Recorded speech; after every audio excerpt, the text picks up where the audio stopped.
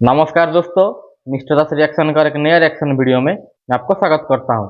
मैं हूं विक्रम और आज हम देखने वाले हैं सच ये है यूट्यूब चैनल का वीडियो है और वीडियो का टाइटल है Afghanistan is building Asia's largest artificial river. ठीक है दोस्तों, ये वीडियो का टाइटल है और ओरिजिनल वीडियो का लिंक मेरा वीडियो का डिस्क्रिप्शन में है। आप देख के ओरिजिनल वीडियो को जरूर देखिएगा और प्लीज़ प्लीज़ प्लीज़ मेरा वीडियो आपको अच्छा लगता है तो प्लीज़ मेरा वीडियो को लाइक कीजिए, शेयर कीजिए, कमेंट कीजिए। प्लीज़ मेरे चैनल को जरूर सब्सक्राइब कीजिए। फिर तो चलो अभी वीडियो स्टार्ट करते हैं और वीडियो देखने के बाद वीडियो के ऊपर रिएक्शन करते हैं।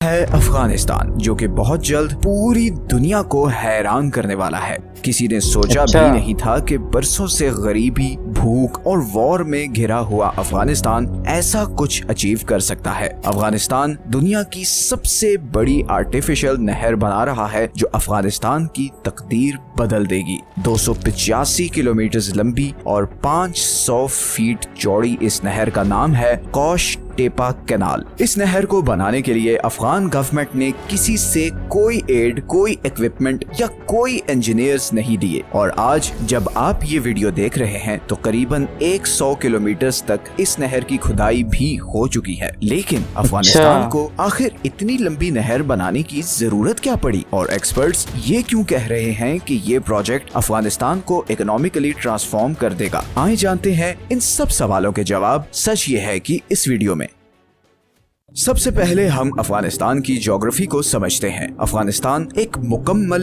लैंड लॉक्ड कंट्री है, मतलब उसके किसी हिस्से के साथ कोई समुंदर नहीं लगता। अफगानिस्तान के ईस्ट में पाकिस्तान है, वेस्टर्न साइड पर ईरान है, नॉर्दर्न साइड पर तुर्कमेनिस्तान, उज्बेकिस्तान और ताजिकिस्तान है, जबकि नॉर्थ ईस्ट में अफगानिस्तान एक छोटा सा बॉर्डर चाइना के साथ भी शेयर करता है। तो अफगानिस्तान मुकम्मल तौर पर दूसरे कंट्रीज में घिरा हुआ है। अफगानिस्तान की 80% वाटर सप्लाई इधर हिंदू कश के बर्फ से ढके पहाड़ों से आती है। अफगानिस्तान में 4 बड़े दरिया हैं जिनसे अफगानिस्तान को पानी मिलता है। अफगानिस्तान की 40% वाटर सप्लाई हेलमंद रिवर से आती है जो हिंदू कश से शुरू होता है और पूरे अफगानिस्तान को क्रॉस करते हुए फिर ईरान अफगानिस्तान बॉर्डर पर ब्रांच आउट हो जाता है। ये दरिया आजकल ईरान और अफगानिस्तान में एक पॉलिटिकल टेंशन का कॉज बना हुआ है, बिकॉज अफगानिस्तान इस रिवर पर यहाँ पर एक डैम बना रहा है और ईरान के अकॉर्डिंग इस डैम से हमून के सारे एरिया पर बहुत बुरा असर पड़ेगा। फिर दूसरे नंबर पर आता है अमू दरिया, जिसे इंग्लिश में द ऑक्सस रिवर भी कहते हैं। रिवर ऑक्सस सेंट्रल एशिया का सबसे लंबा दरिया है। ये नॉर्दर्न पाकिस्तान और सेंट्रल एशिया के बीच पामीर माउंटेन रेंज से शुरू होता है और फिर अफगानिस्तान ताजिकिस्तान बॉर्डर से गुजरता हुआ तुर्कमेनिस्तान में एंटर होता है और फिर उज्बेकिस्तान को क्रॉस करते हुए एरल सी में जाकर गिरता है। यही वो रिवर है जिसपे कौश टेपा कैनाल बनाई जा रही है, जिसे हम अभी आगे जाके वीडियो में डिस्कस करेंगे। इसके अलावा फिर अफगानिस्तान की बाकी वाटर सप्लाई काबुल, हरीरूद और पंज रिवर से आती है। अफगानिस्तान दुनिया के उन चंद कंट्रीज में से है जिसका 70% एरिया पहाड़ों से कवर्ड है। अफगानिस्तान के सदर्न रीजन में ईरान और पाकिस्तान बॉर्डर के साथ रेगिस्तान है, तो बेसिकली कंधार से नीचे ये सारा एरिया डेजर्ट है।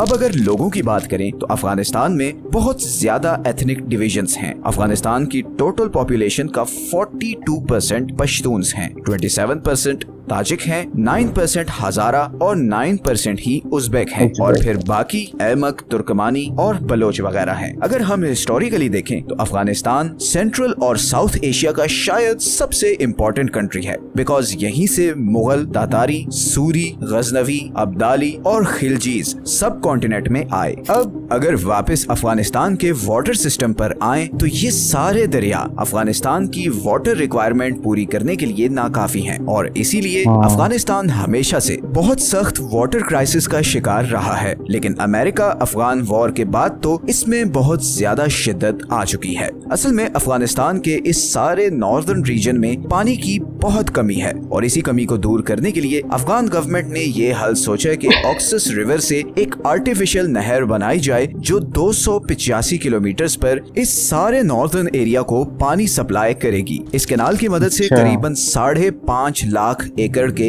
इस खुश रेगिस्तान को लश ग्रीन खेतों में बदला जाएगा। पानी आने के बाद यहाँ पर गेहूं और दूसरे कई अनाज उगाए जाएंगे, बल्कि अफगान गवर्नमेंट तो ये एक्सपेक्ट कर रही है कि 2028 तक अफगानिस्तान यहाँ पर उगाई गई 50% वीट दूसरे कंट्रीज को एक्सपोर्ट कर रहा होगा। ये प्रोजेक्ट मार्च 2022 में शुरू हुआ। इसकी इनिशियल कंप्लीशन डेट तो 2028 थी, मगर जिस स्पीड से इस पर काम हो रहा है, एक्सपर्ट्स के मुताबिक 2025 में ही ये कैनाल कंप्लीट हो जाएगी। ये प्रोजेक्ट इतनी जबरदस्त प्लानिंग के साथ किया जा रहा है कि बड़े बड़े वेस्टर्न इंजीनियर्स और एक्सपर्ट्स हैरान रह गए हैं। इस प्रोजेक्ट को 3 फेजेस में डिवाइड किया गया है। पहले और दूसरे फेज में इस सारे रूट पर खुदाई की जाएगी और अभी तक 100 किलोमीटर के एरिया पर खुदाई कंप्लीट हो चुकी है। ये खुदाई करने के लिए 200 लोकल कॉन्ट्रैक्टर्स को हायर किया गया है और करीबन 7000 हॉल ट्रक्स एंड एक्सकेवेटर्स से काम लिया जा रहा है और ये सारा प्रोसेस जबरदस्त तरीके से मैनेज हो रहा है। ट्रक्स और एक्सकेवेटर्स लाइन में खड़े होते हैं। एक्सकेवेटर मिट्टी उठाकर ट्रक में डालता है।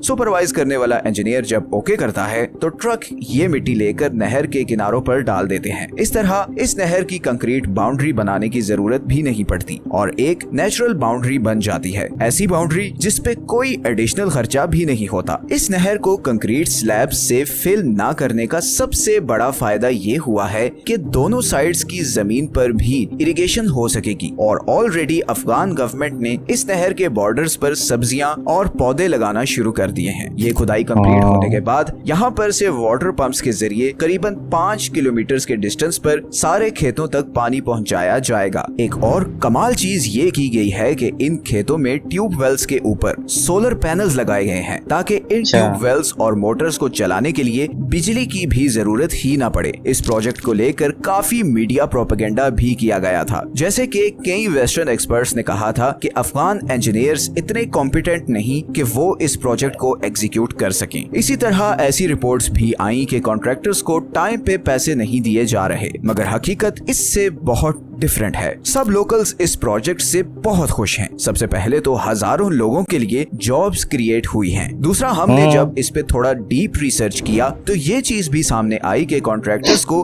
अगर टाइम पे पैसा ना मिलता तो ये प्रोजेक्ट इतनी स्पीड से आगे बढ़ता ही नहीं। इसके अलावा जौजजान, बल्ख और फरियाब प्रोविंस में रहने वाले भी बहुत ज्यादा खुश हैं क्योंकि अब उनके एरिया में पानी आएगा, जिसके बाद वो खेती बाड़ी कर सकेंगे, खाना उगा सकेंगे और पैसा कमा सकेंगे। इस प्रोजेक्ट पे अभी तक सिर्फ एक प्रॉब्लम आई है और वो है तुर्कमेनिस्तान और उज्बेकिस्तान का इस रिवर पर क्लेम। इन दोनों कंट्रीज ने इस प्रोजेक्ट पर बहुत से क्वेश्चंस उठाए हैं कि कैसे ये नहर इन दोनों कंट्रीज में इस दरिया से आने वाली वाटर सप्लाई को 50% तक कम कर देगी। अफगान गवर्नमेंट और इन दोनों कंट्रीज में इस इशू पर बातचीत चल रही है। तालिबान इन दोनों कंट्रीज को कन्विंस कर रहे हैं कि अलमाती एग्रीमेंट ऑफ 1992 के अकॉर्डिंग अमू दरिया पर अफगानिस्तान का भी राइट है और अगर तुर्कमेनिस्तान अपने फायदे के लिए इस रिवर पर कराकुम कैनाल बना सकता है तो अफगानिस्तान क्यों नहीं। कराकुम कैनाल दुनिया की सबसे बड़ी नहर है और इसे तुर्कमेनिस्तान ने 1988 में बनाया ताकि ऑक्सस रिवर से पानी लेकर कराकुम डेजर्ट में इरिगेशन की जा सके। इस कैनाल की वजह से तुर्कमेनिस्तान ने इस पूरे रेगिस्तान को सरसब्ज खेतों में तब्दील कर दिया और ऐसा ही कुछ अफगानिस्तान भी करना चाहता है। अब यहाँ पर एक और इंटरेस्टिंग चीज ये भी है कि उज्बेकिस्तान और तुर्कमेनिस्तान अफगानिस्तान के लिए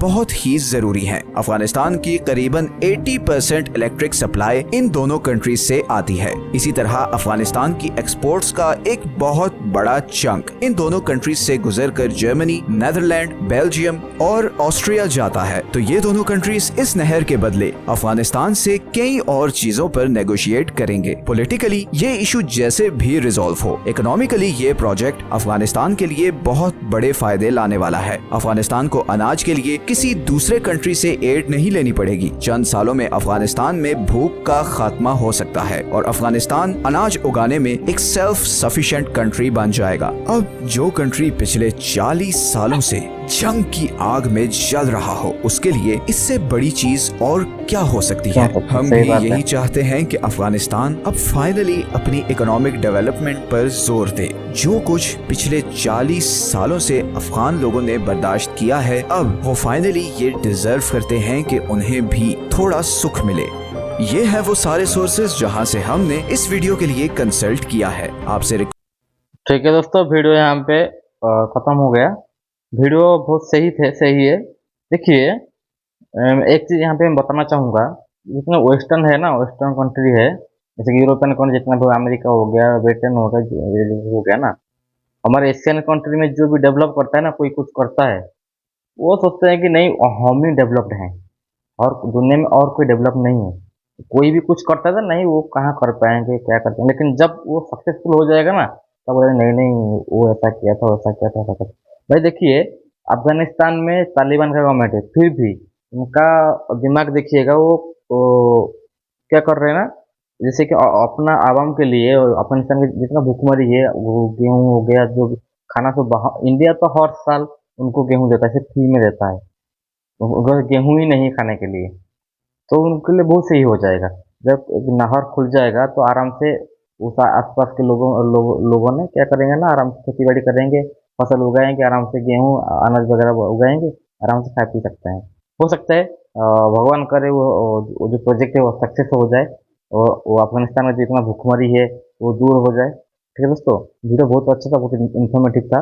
आशा करता हूँ आपको ये वीडियो बहुत अच्छा लगा होगा और वीडियो से आपको और आप बहुत कुछ सीखे होंगे। ठीक है दोस्तों, चलो वीडियो को यहीं पे वाइंड अप करते हैं। हाँ, वीडियो वाइंड अप करने से पहले मैं कुछ बता देता हूँ।